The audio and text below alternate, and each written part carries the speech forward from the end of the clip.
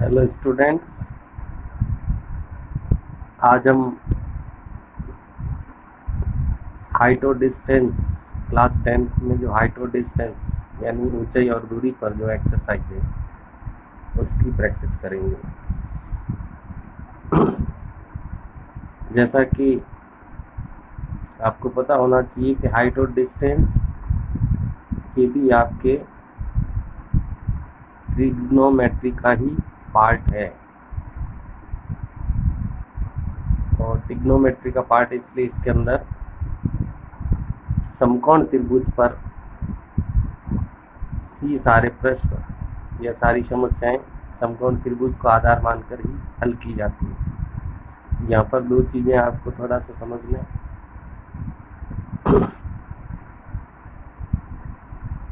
ये समकोण त्रिभुज है।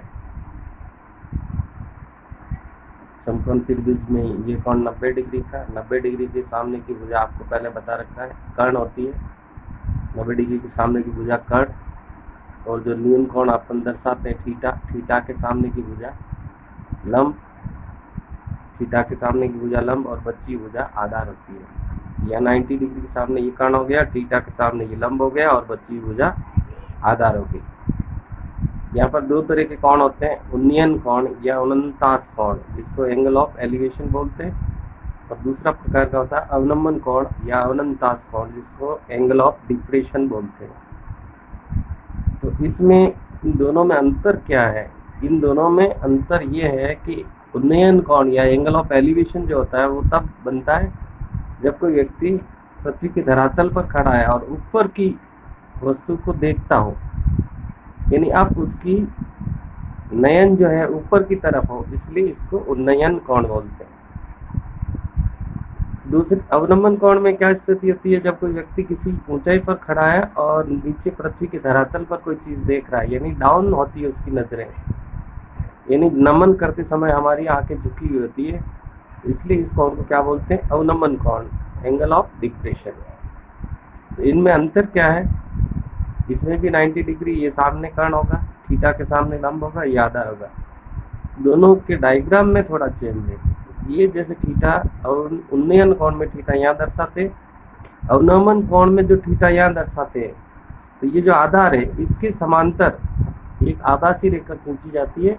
जो थीटा आपने यहाँ दर्शाया वो ऊपर भी दर्शाना है। जेड की शेप बनेगी, यानी जेड की आकृति में कोण बनेगा जिसको एकांतर कोण भी बोलते हैं। दूसरी बात, किसी भी प्रश्न को चाहे वो उन्नयन कोण का हो या अवनमन कोण का हो, उसमें केवल डायग्राम अलग बनेगा, यानी कि जो आप चित्र बना रहे हैं उसमें अंतर होगा। जैसे उन्नयन कोण का चित्र ऐसे बनेगा और अवनमन कोण का चित्र ऐसे जेड की आकृति में वो कोण ऊपर भी दर्शाना होगा। प्रश्न को हल करते समय यानी कि हल में किसी प्रकार का कोई अंतर नहीं होगा, चाहे वो प्रश्न उन्नयन कोण का हो या अवनमन कोण का हो।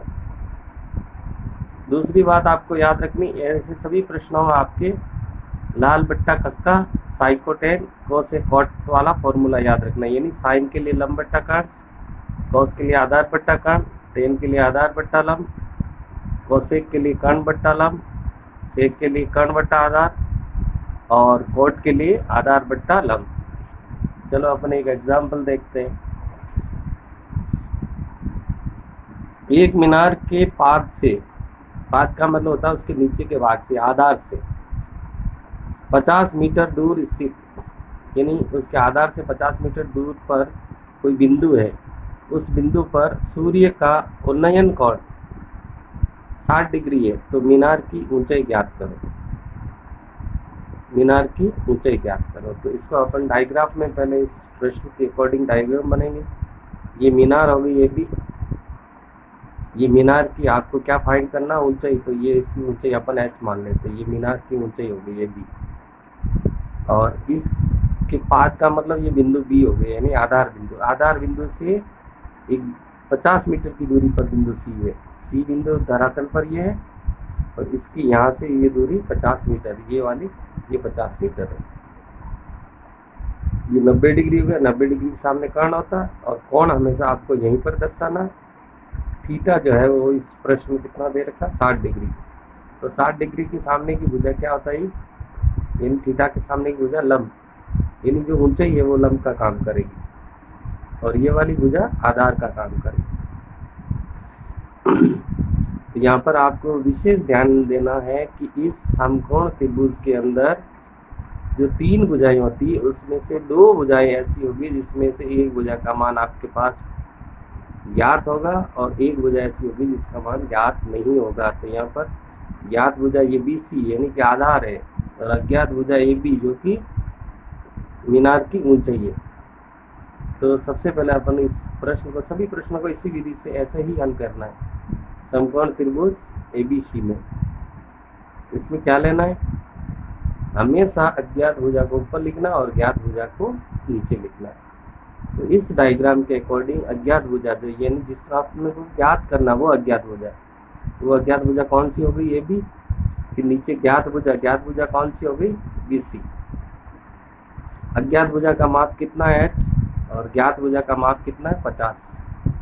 तो ये क्या बन गया, ऊपर वाला लंब ये लंब हो गया और ये आधार, लंब बटा आधार, और लंब बटा आधार से कौन सा सूत्र बनता है लाल कक्का में, लंब बटा आधार से बनता है tan ऑफ थीटा, जो होता है ना लाल कक्का।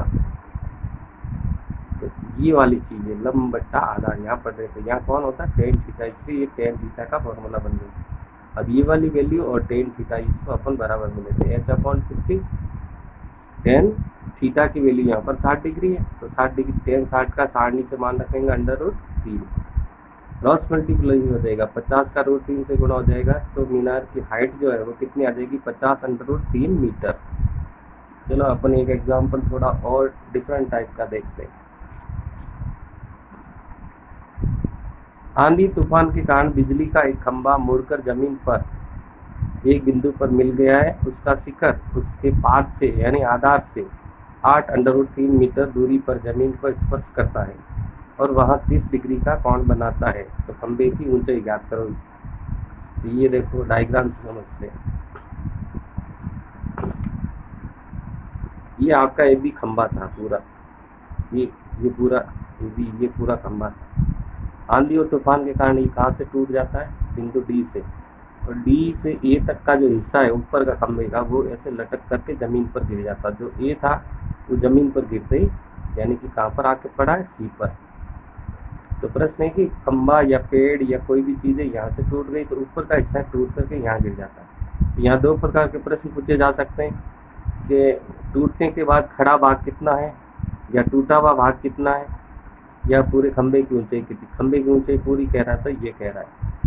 तो अपन लेते हैं समकोण त्रिभुज DBC में, तो ये पूरा खंभा था, ये खड़ा जो भाग है वो कौन सा भाग है H, इसको अपन ने H मान लिया, और ऊपर से जो टूट कर जमीन पर गिरा है वो कौन सा भाग हो गया, उसको अपन X मान लेते हैं। और खंभे का पाद यह है B, इससे वो बिंदु जहाँ पर ऊपर का हिस्सा आकर के जमीन पर छूता है वो यहाँ से कितना दूर है 8 √3 मीटर। तो यहाँ पर देखो इस प्रश्न में 3 भुजा, ये भुजा और ये भुजा, ये 90 डिग्री है, तो ये 90 डिग्री के सामने की भुजा कर्ण हो गई, ये थीटा के सामने की भुजा लंब हो गई, और ये कौन सी भुजा है आधा।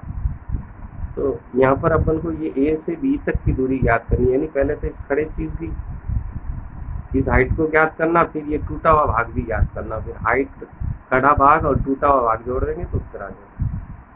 समकोण त्रिभुज DBC में यानी इस त्रिभुज की बात कर रहे हैं, तो इसमें अभी अज्ञात भुजा लेनी है और बट्टे में कौन सी भुजा लेनी है ज्ञात।